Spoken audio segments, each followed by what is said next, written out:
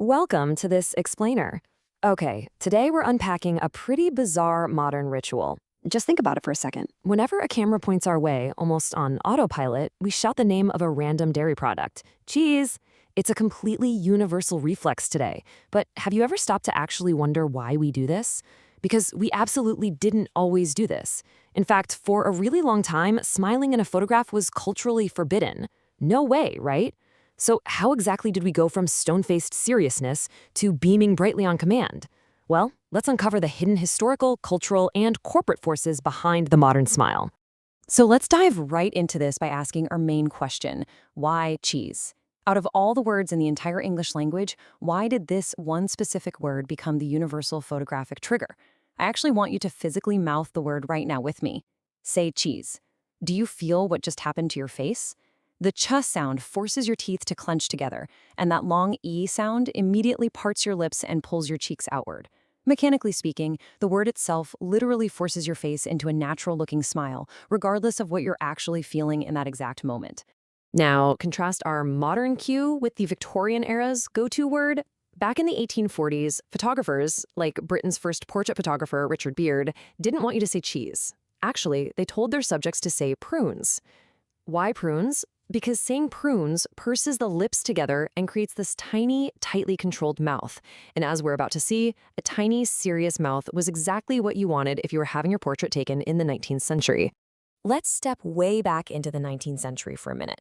Early portrait photography took its direct cues from traditional European fine art. And in the art world, a serious, highly controlled expression was the ultimate sign of high class, refinement, and elegance.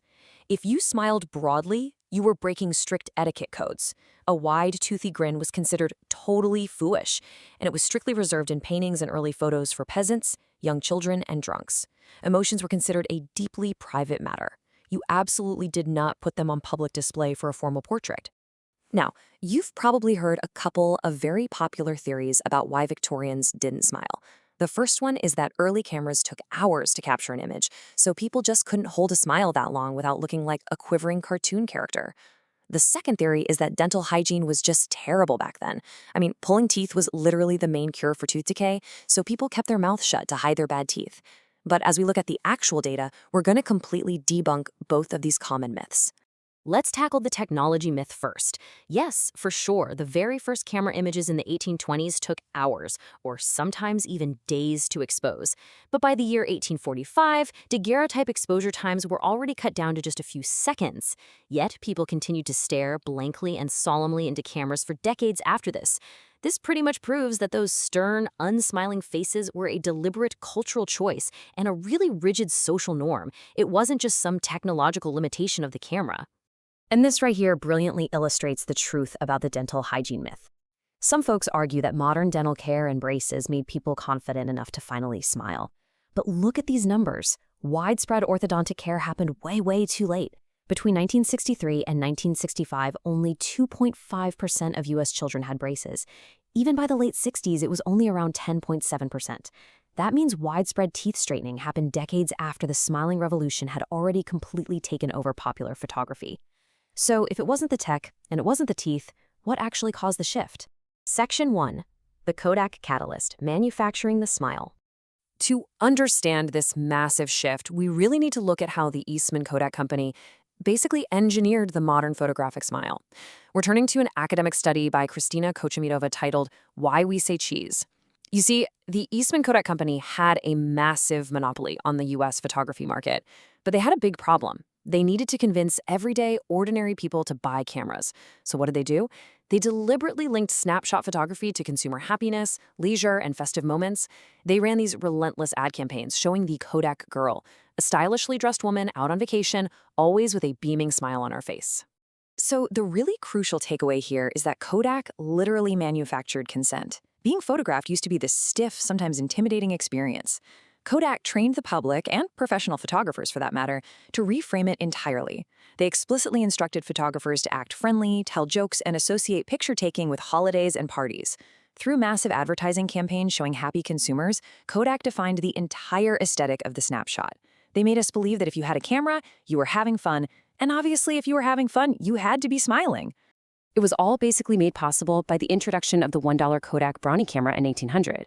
Their brilliant slogan, "You push the button, we do the rest," perfectly captured how they democratized photography. They pulled the camera out of the stiff, expensive professional studios and put it directly into the hands of amateurs. Now people were taking pictures of spontaneous, everyday moments: picnics, beach trips, family gatherings. The new rule was simple: if you were holding a camera, you were having fun. And then the final piece of the puzzle cemented itself in the early 1940s. By 1943, the actual phrase "say cheese" was officially documented in print in the Big Spring Herald, which was a local Texas newspaper.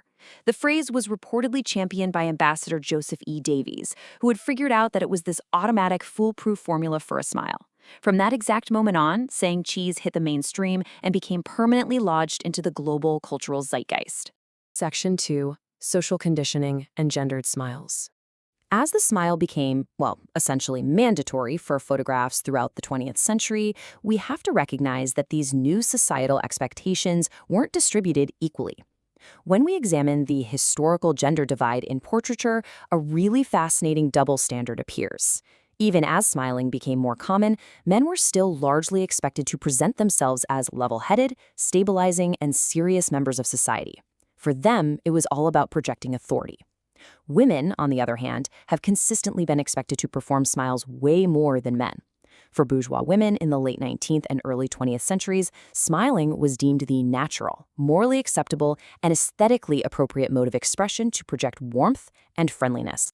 By the 1950s, the smile had fully evolved from a genuine, private emotion into a mandatory social mask. Think about it. In a post-war, consumer-driven society, an overly serious face in public risked being misconstrued as aggressive.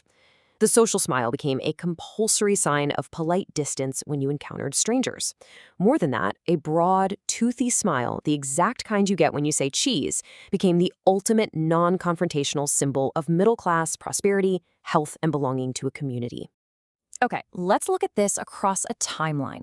We start in the 1840s with the solemn, elite, say Prunes era in Victorian parlors. Then we hit 1900, where the Kodak brownie democratizes the camera and starts equating photography with joyful leisure. By 1943, say cheese completely hits the mainstream, solidifying that beaming smile as our absolute default. But as we reach the 1990s, the story of the camera face takes a dramatic and honestly surprising turn at the end of the 20th century. Section 3. The decline of cheese. Coming full circle. Just as Kodak successfully programmed the world to smile, shifting social aesthetics, and the rapid evolution of digital photography actually caused a modern twist. Starting in the 1990s, we witnessed a massive counter-movement to the dominance of the smile. Driven heavily by high fashion, street culture, and the music industry, this totally new aesthetic emerged, the straight face of cool. This movement categorically refused the call to smile. By not smiling, subjects projected an air of status, independence, and this latent, edgy aggression. They essentially reclaimed the serious expression to derive power for their image. The straight face of cool became the highly desired photo face for a completely new generation. And this right here brings the entire narrative completely full circle. As people rejected the wide cheese grin, they started curating new expressions, like the infamous duck face or the fish gape. Amazingly, modern celebrities like Mary-Kate and Ashley Olsen, who are famously unsmiley on the red carpet, are actually rumored to use the exact same Victorian prune trick. By whispering prune, they tighten their mouths to achieve that perfectly pouty, high-status look for the camera today. It perfectly echoes the strict etiquette of the 1840s. So I'm going to leave you with this final thought. Have we simply come full circle? We've journeyed from the rigid, aristocratic prunes of the Victorians, straight through the joyful, corporate-manufactured cheese of the 20th century, right back to the highly curated, serious pouts of modern social media. It turns out, whether we smile or not isn't just about how we feel in the moment. It's a deep reflection of technology, advertising, and incredibly ingrained social norms. I really hope this explainer leaves you thinking differently and maybe reevaluating the hidden history behind your very next selfie. Thanks so much for joining me.